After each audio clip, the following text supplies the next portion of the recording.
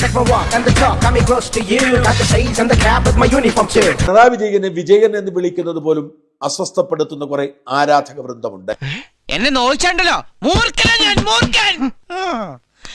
ഞാൻ തന്നെ മേടിച്ചു പോയി.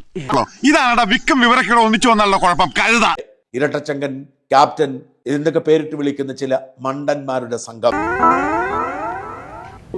ധ്യാൻ ശ്രീനിവാസൻ മുഖ്യമന്ത്രിയെ കണ്ടപ്പോൾ എണീറ്റ് നിൽക്കാത്തതിൽ അവർ പൊട്ടിത്തെറിക്കുകയാണ്.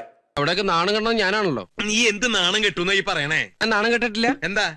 ഒന്നും ഓർമ്മയില്ല. ഓർമ്മയുണ്ട്. ഇന്നലത്തെ സംഭവം വല്ല ഓർമ്മയുണ്ടോ? ഓർമ്മയുണ്ട്. സോഷ്യൽ മീഡിയയിൽ ഒരു പണിയുമില്ലാത്ത ഇക്കൂട്ടർ ധ്യാൻ ശ്രീനിവാസന്റെ നെഞ്ചത്ത് പൊങ്കാലയിടുന്ന തിരക്കിലാണ്. വെള്ളം അടിച്ചോണ്ട് വല്ലവന്മാരും വല്ലയിടത്തും ഇരുന്ന് വല്ലതും പറയും. വല്ലവനും പുല്ലുമായുധം. ഉണ്ണിച്ചേട്ടാവുകൊണ്ട് വിഷമിക്കണ്ട.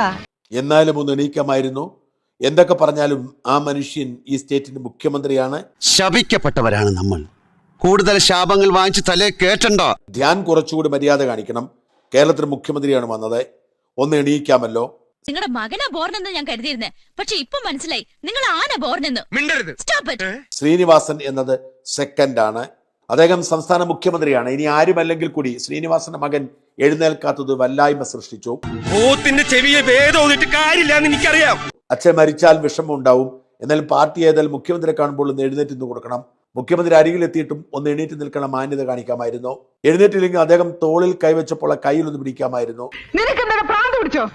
ഇവനൊക്കെ ജനിച്ചതിന് ഇനി വേണ്ടിയാണെന്ന് തോന്നുന്നു. ബഹുമാനസൂചകമായി ഇത്രയും പ്രായമുള്ള ഒരാൾ വരുമ്പോൾ എണീറ്റ് നിൽക്കണം എന്ന് ഇനി ഏത് സ്കൂളിൽ പഠിക്കണം? അച്ഛൻ മരിച്ചാൽ വിഷമം ഉണ്ടാവും. ഏതായാലും മുഖ്യമന്ത്രിയെ കാണുമ്പോൾ ഒന്ന് എണീറ്റ് നിന്ന് കൊടുക്കും. ഇത്രയും പ്രായമുള്ള CM വരുമ്പോൾ എണീറ്റ് നിൽക്കണം എന്ന് ഇനി എന്ത് സ്കൂളിൽ പഠിക്കണം? മോശപ്പോയി. മാനസികാവസ്ഥ മാനിക്കുന്നു. എങ്കിലും കുറച്ച് വിനയമാകാമായിരുന്നു. ഇനി ഞാൻ ഇവിടെ കൊലപാതകയാവും. ഒരു സ്മോൾ അടിച്ചിട്ട് പോടാ. അടിച്ചന് അച്ഛന്റെ പ്രായം ഉണ്ടായി പോയി. ട്രൗസർ പോടാ. ഇങ്ങനെ വീഴ്ച പോടാ.